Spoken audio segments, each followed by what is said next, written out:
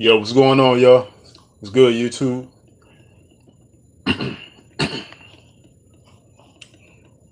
It's your boy Ron Redbird. Coming back with another live stream about Emmett Till, Emmett Lewis Till.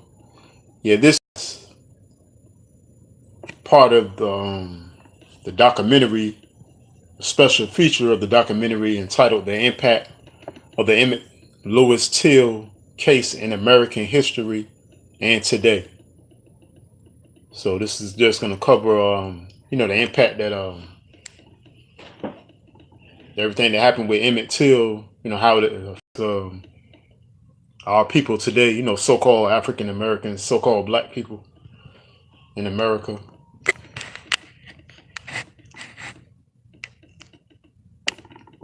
Yeah, what's going on, Sultan Mustafa? Peace to you. Much love.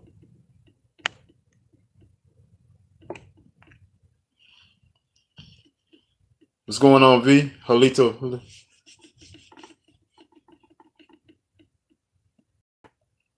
Yeah, they did, Mustafa. Yeah, yes, sir. Yeah.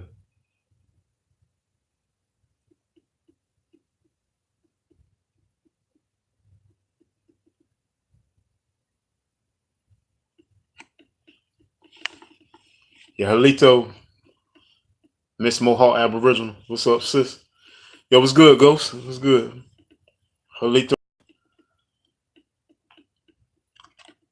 Yeah, we're just gonna go ahead and go into this. The impact of the Emmett Lewis Till case in American history and today.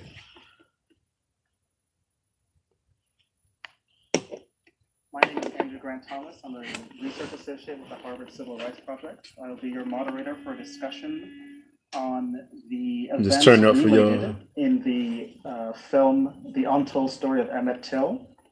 Mother Almond. In this discussion, we'd like peace and blessings. First, to outline the social and political context in which those much events love took to you. place.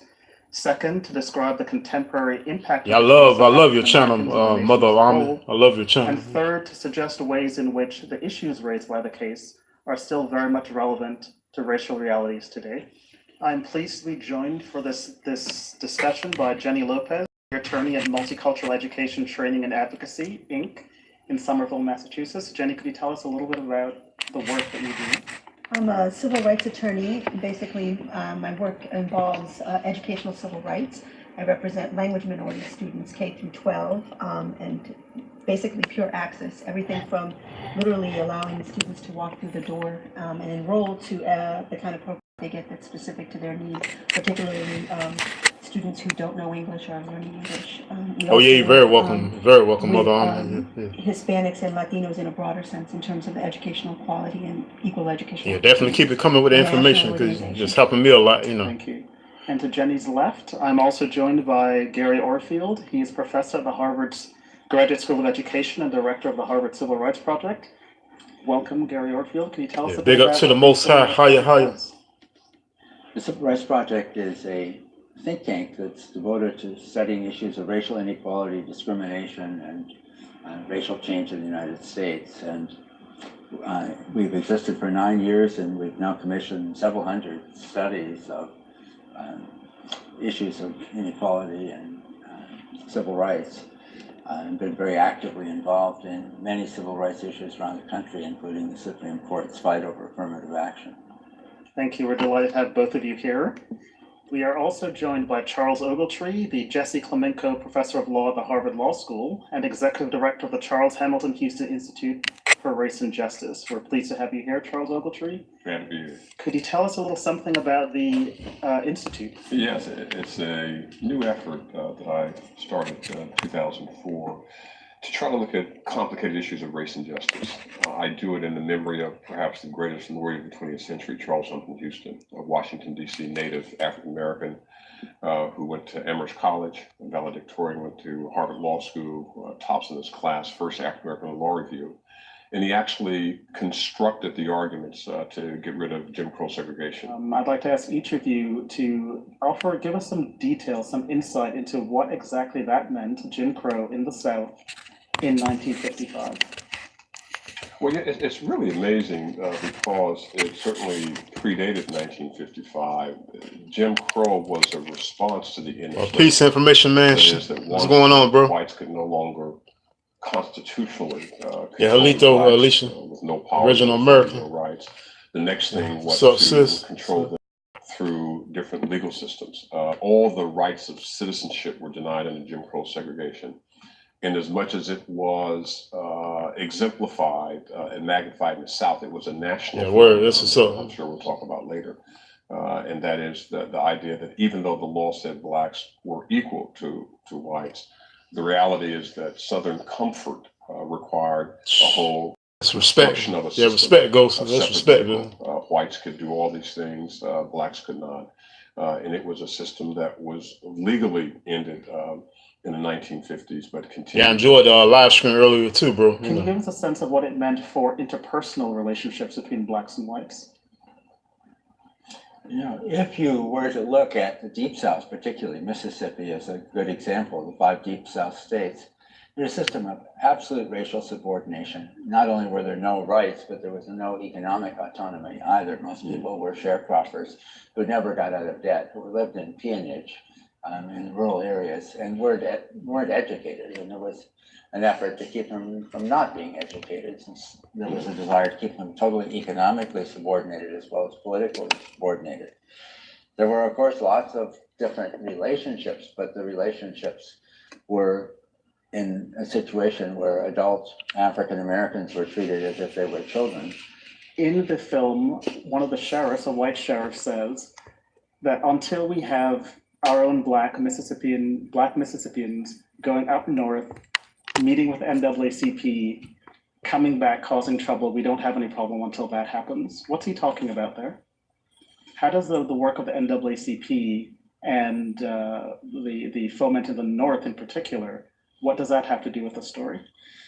Well, if you know Mississippi and you know Chicago, you know that there is a railroad called the Illinois Central. And there was a great exodus of blacks out of the South early in the 20th century and going right through the 1960s and early 70s from Mississippi to Chicago. They came up on the IC and they came up for jobs and freedom. And they voted and they elected the first black congressman since the Civil War. And they joined organizations that you could not have allowed to be member of in the South. Although Chicago was rigidly segregated, there were some freedoms there and there was some power. And radical ideas such as racial equality were being fomented by people like those who started the Congress for Racial Equality on the campus of the University of Chicago in the 1940s. People were talking about bringing this structure down, and those were ideas that were completely threatening to the status quo in Mississippi. And it's interesting that the North-South dichotomy may not be the most accurate way to think about it. I mean, the NAACP was a Eastern organization, but the fact of the matter, we forget, or sometimes we forget, that this was an international effort started late in the 19th century and into the 20th century. And the NAACP finally formed in 1909 with W.B. Du Bois and others. And think about it, the National Association for the Advancement of Colored People, advancement, I mean, a very modest goal to say we simply want to be treated with a sense of dignity and respect. We're not asking for anything beyond. Greetings, timekeeper. We're not asking Peace to you. Prepare. We just want the opportunity to work and earn our own life and be successful in this country. And it's remarkable that the problem that you speak of was a problem of national significance. Emmett Till came from Chicago. He did the reverse from Chicago to Mississippi. But the reality is that the race riots of the early 20th century, late 19th century were not Southern. They were national in scope. And that is why the Emmett Till murder, to me, was the touchstone of racial violence in the 20th century. Because once it was acceptable to, in a sense, lynch a black kid for the simple crime of pushing in a white woman, then it was acceptable to do everything else. Think about what happened in Emmett Till, what followed it. Think about Rosa Parks and Dr. King's his home being bombed because of Montgomery bus boycotts. Think of the murders in Philadelphia, Mississippi of Goodman, Turner, and Channing. Think of Met right outside his front yard in Mississippi.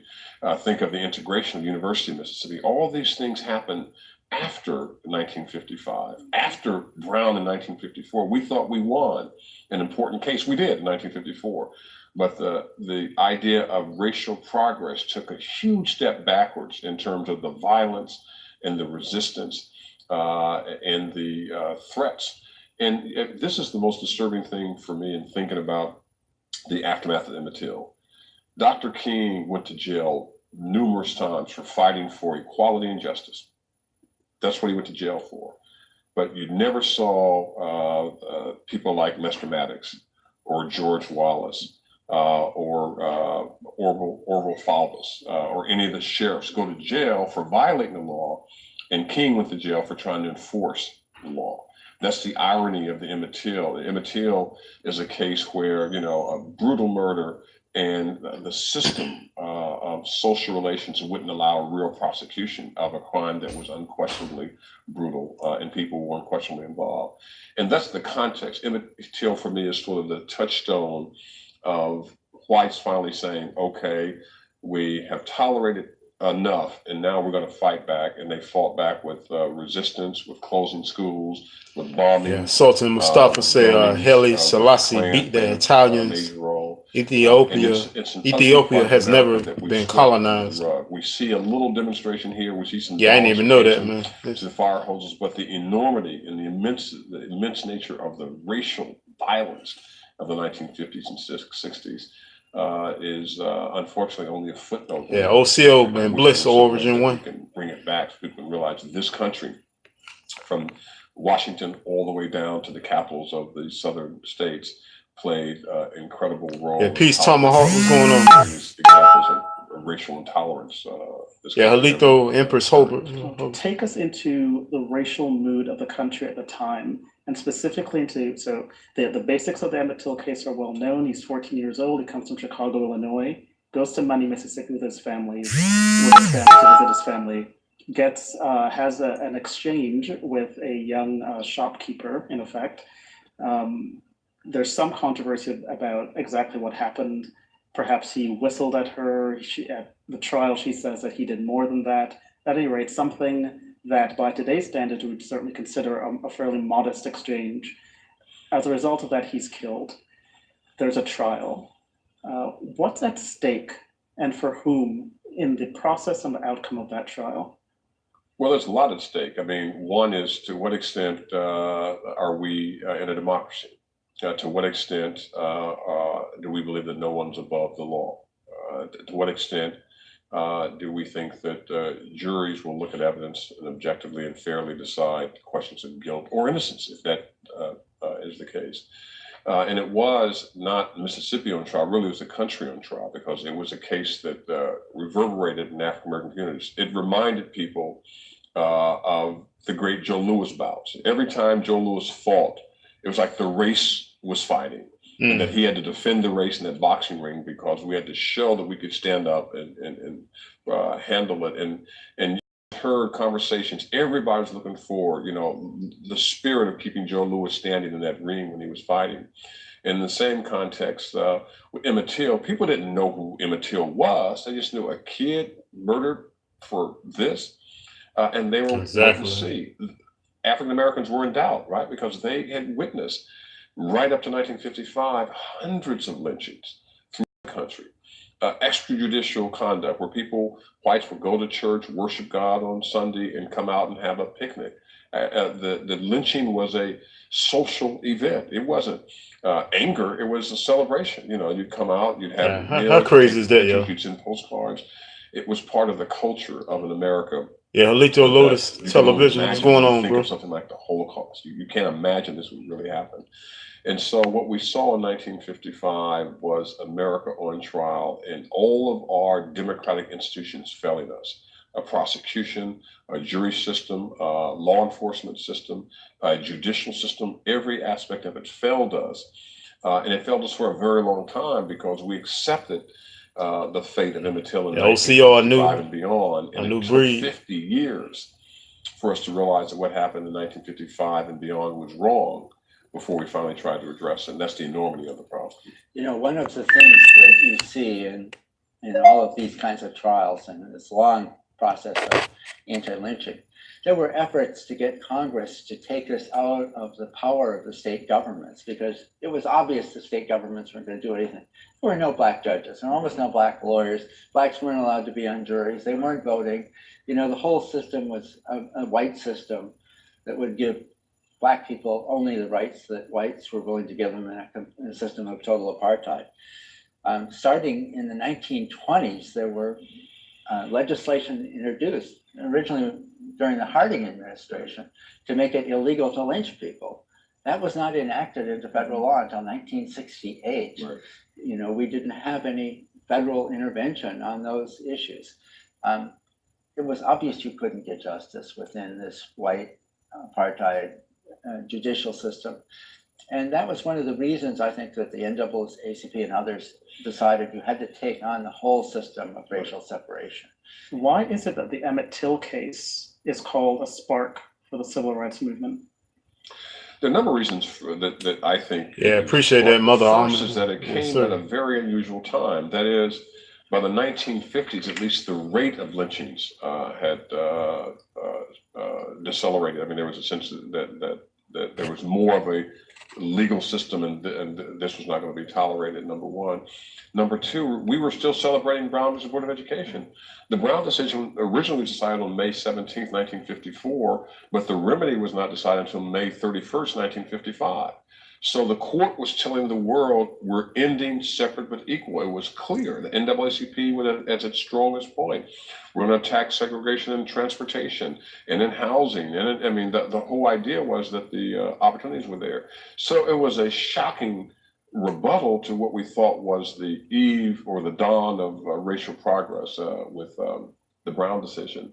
It was I think what really made a big difference was Emmett Till's mother made the courageous and obviously painful decision to have an open casket funeral because she wanted the world to see what happened to her son. So What's going on, Star Strike? Strike? I'm glad she did. The black press Mimi covered Dog. to see what happens in America in Shalom. 1955. And John Johnson, God rest his soul, and the other black newspapers begin to tell the story. Remember what we talked about happening, the lynchings in the 1919s, 1920s, and all that?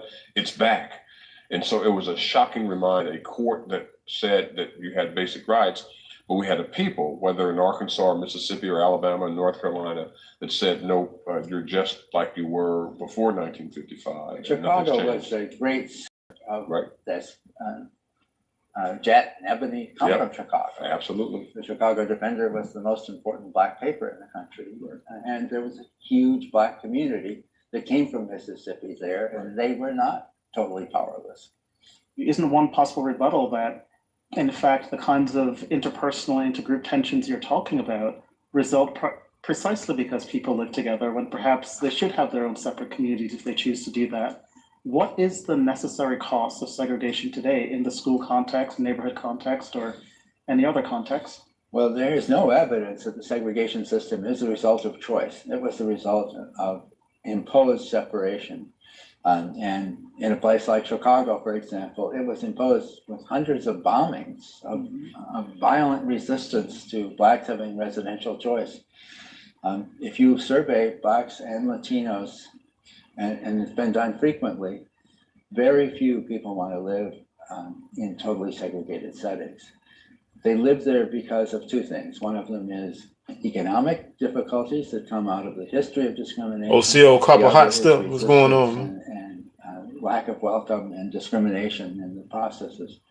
The costs are huge. Basically, if you go to a segregated, high poverty high school in the United States, the chances are at least one. Yeah, he said, thanks for coming on to the debut live stream. Are 9 out of Oh, yeah, no 10 doubt, at bro, least no you won't doubt, be man. ready for college. Yeah, you're welcome, man. This is a huge cost in a society where all of the economic gains are going to people with college educations. Yeah, it was I good. think Good that, live stream too, man. education is supposed to be the great equalizer in this country, and that has not borne fruit really. And particularly, we look today, and the who's in our urban school districts, who are in the high performing school districts, and how those kids are doing.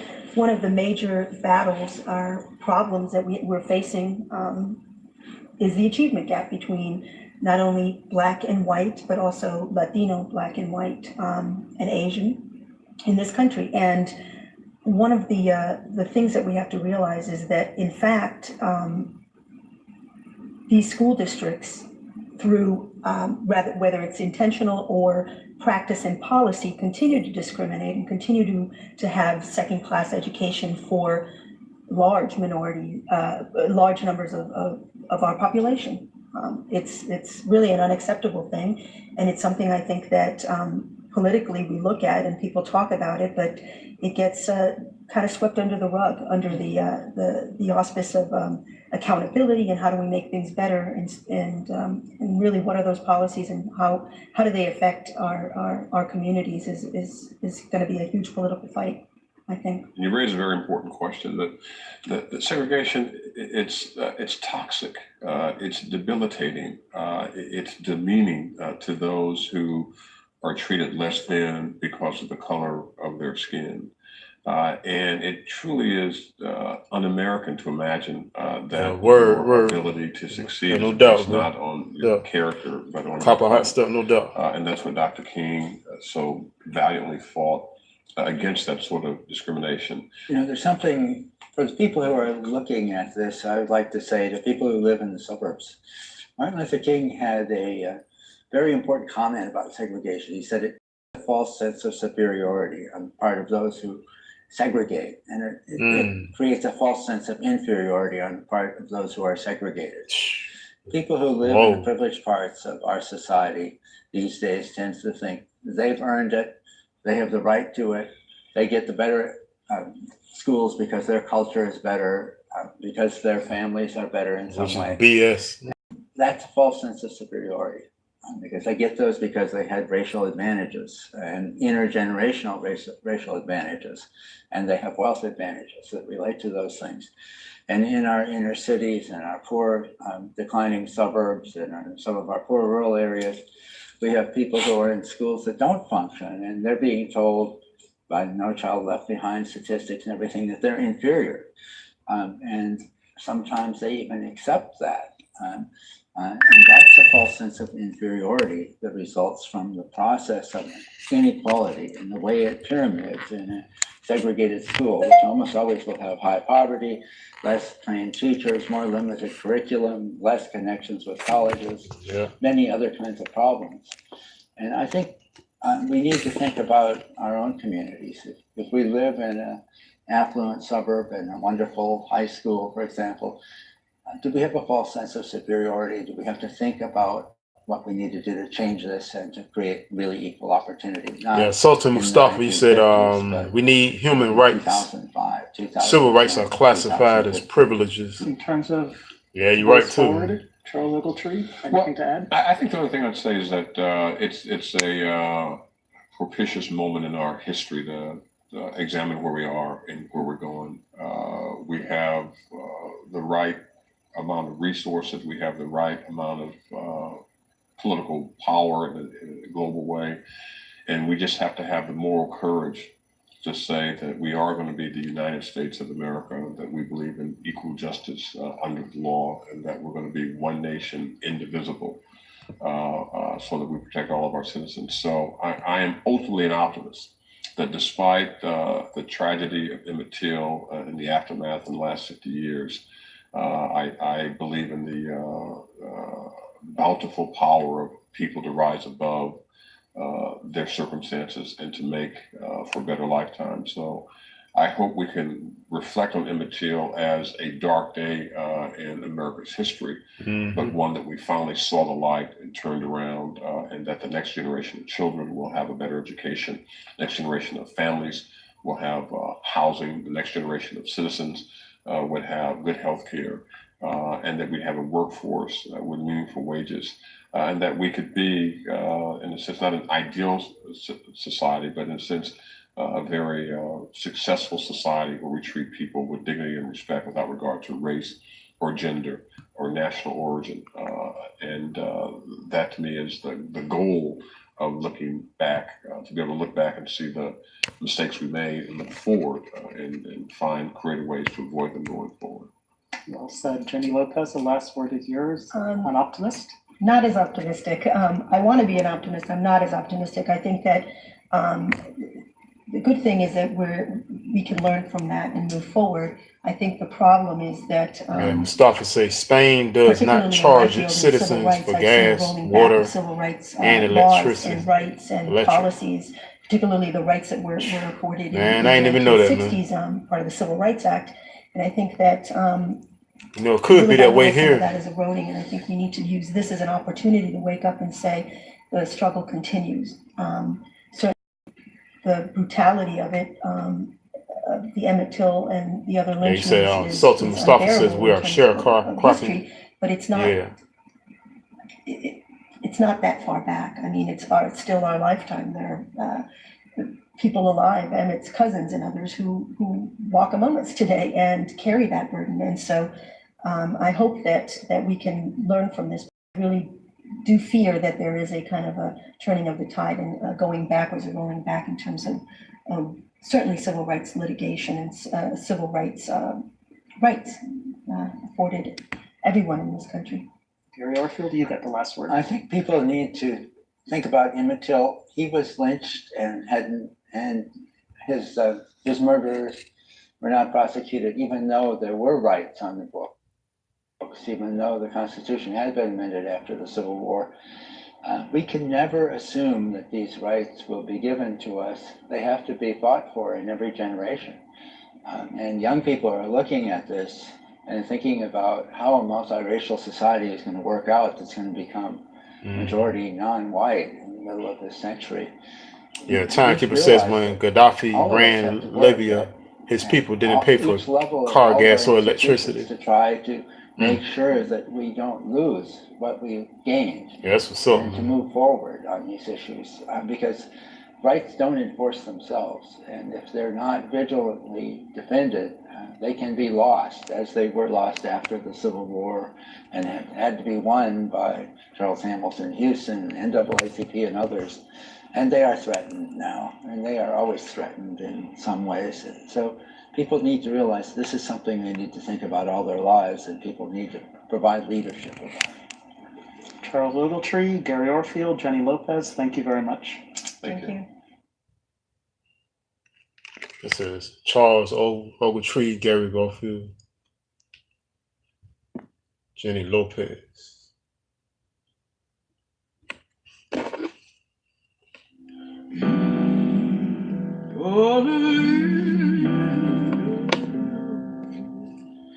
Yeah, that was the impact of the Emmett Till case in American history and today. Yeah, that was a good discussion. I'm glad that they had that that panel discussion like that. And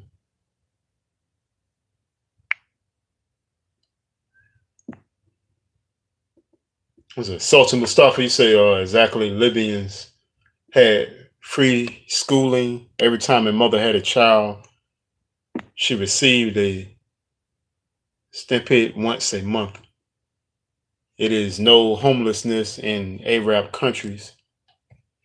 That's good, man. It should be that way here for real, man.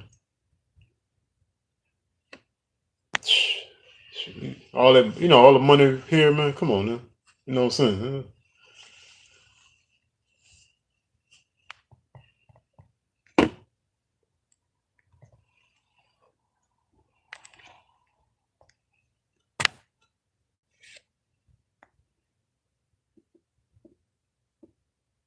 Yeah, I know in Canada, I know y'all know about this. In Canada, they get free healthcare and stuff. So somebody, for instance, stab wound, for instance, or whatever, they need stitches or whatever, that's basically free. Just come in there and get taken care of.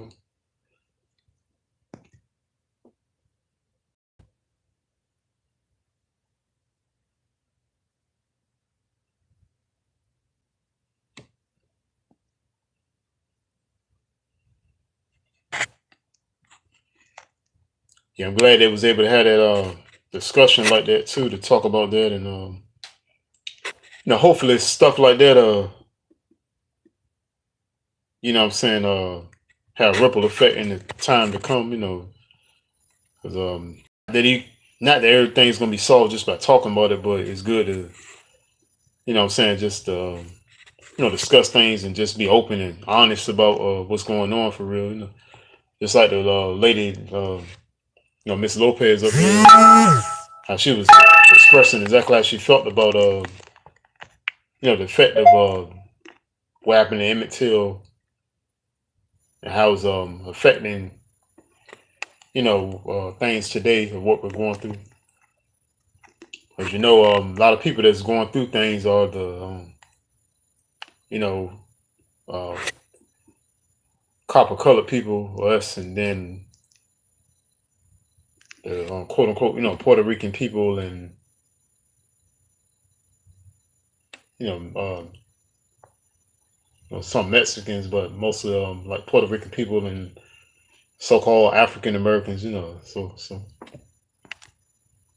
copper colored people, copper tone beings.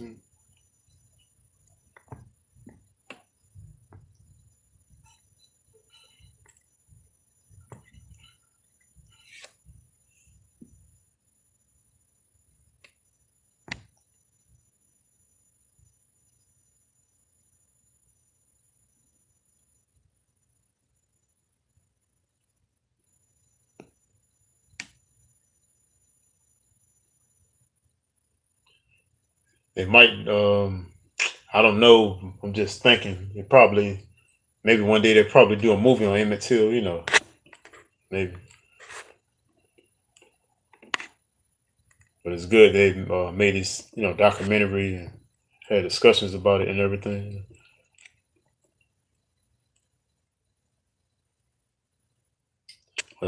Sultan Mustafa says, "I want a race ride before I leave for Ethiopia."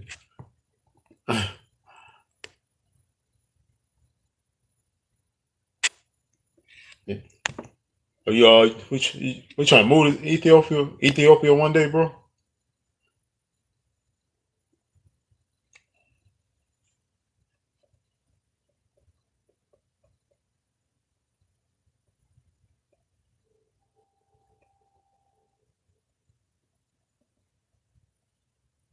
Oh yeah, you said yes. Okay, okay.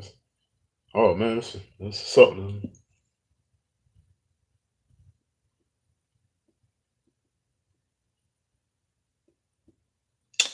Oh yeah, anybody that's in the chat room, I know. Yeah, Ghost know, and a couple other people know already. But Jaguar is going live tonight around about 9 o'clock. So what I'm saying, look out for Jaguar. Going live.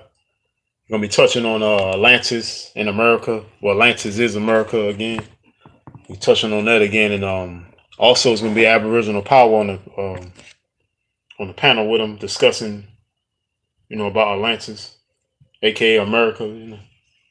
So what I'm saying, check that out, and anybody that's not subscribed to Jaguar, what I'm saying, go and subscribe to him. Put out some what I'm saying, good information and everything. And I'm loving the live screens about Atlantis. It's been dope.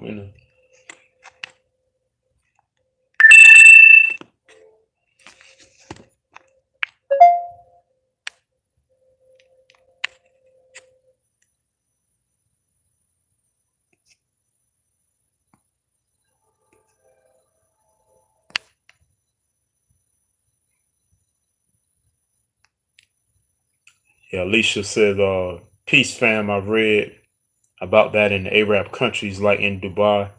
They have regular people with maids, and their maids have assistants. They have a lot of wealth there. I understand it.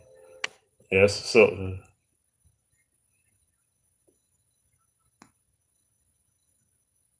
Yeah, that's dope though, for real, man.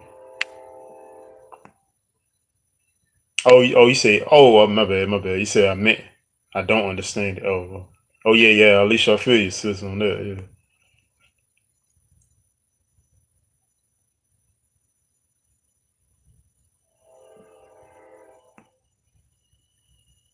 yeah, that's wild. Yeah,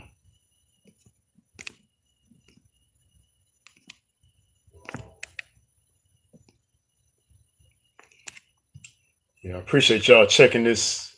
You know, what I'm saying the impact of Emmett Till on American history and today. So definitely want to shout out. First, give a big up to my homie Ghost. Shout out to my sis Miss Mohawk Aboriginal. Yeah, shout out to the Empress and Mother of Amen. Shout out to Sultan Mustafa. Shout out to Origin One. Big ups. Shout out to Tomahawk.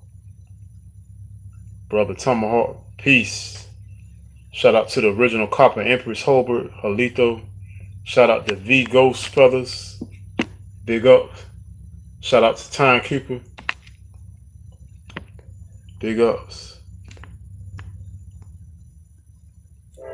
Yeah, shout out to my boy New Breed. Shout out to Lotus Television. Yeah, big ups to everybody, man. Yeah, shout out to my sis Alicia, Original American. Shout out to the homie Star Scrape. Shout out to the beautiful Mimi doll.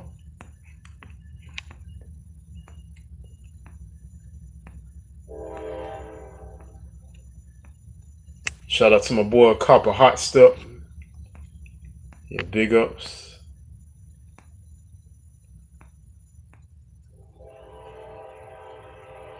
Yeah, I appreciate y'all, you know what I'm saying, checking the live stream out once again. And yeah, I got some more stuff I'm coming with, more videos, more live streams, and pretty soon I'll be doing a live stream about birds, and that live stream in particular about birds will be just discussing the different natures and different phenotypes of birds, the different colors, and different characteristics of birds and the names, you know, pertaining to also to what particular region they're in, because of course we know a lot of birds here in America, but we also got a lot of birds that are in other countries that are similar to American birds, and they're really what I'm saying, really interesting, and I'll just birds are one of my favorite animals anyway. So I was excited to get the two books that I have on birds, and I'll be reading from one of those books, and what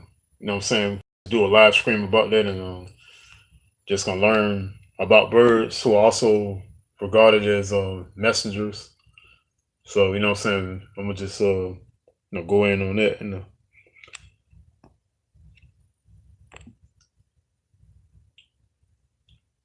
I see Origin One says another great series, Red Bird. Yeah, appreciate that, man. Yeah, Lotus says Halito. Alicia said, we appreciate you, Red Bird. You always dig up great, interesting videos. Oh, sister, yeah, thank you so much. Copper Hot Step says, General like Ron with the Jews. Appreciate that, bro. That's what's up, man. Oh, yeah, Origin One said ready for the bird series. Oh, yeah, no doubt.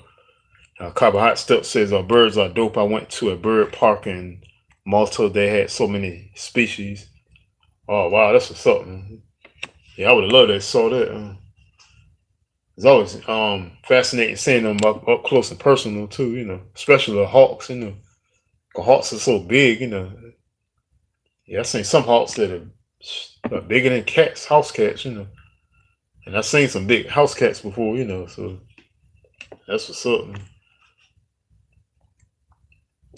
But yeah, be on the lookout for that, and excuse me. Like I said too, come up with some videos about just different. I might be reading from the Bible some more, reading different things. You know what I'm saying? Just coming with a few videos about this and that. Whatever. Anything that's on my mind or whatever. So y'all just be, be on the lookout for that. I appreciate y'all. I appreciate all y'all. And Sultan Mustafa says, I saw a hawk fly down on a pigeon and pick it up. Dang. Yeah, they do eat smaller birds too. I know. That's something I found out about hawks. Especially a lot of red-tailed hawks and red-shouldered hawks. Yeah, I know that was crazy though. But yeah, I appreciate y'all, once again. And yeah, like I said again, check out Jaguar at 9 o'clock. He's going in tonight. Another live stream from him on discussing Atlantis, aka America. Also want to, on the live stream with him gonna be, my boy Aboriginal Power. So yeah, y'all, go and check that out. And I appreciate y'all. Much love to y'all. This is Brother Redbird once again, and praise the Most High. Big up to the Most High, and shout out to all y'all. OCO, peace. I love y'all.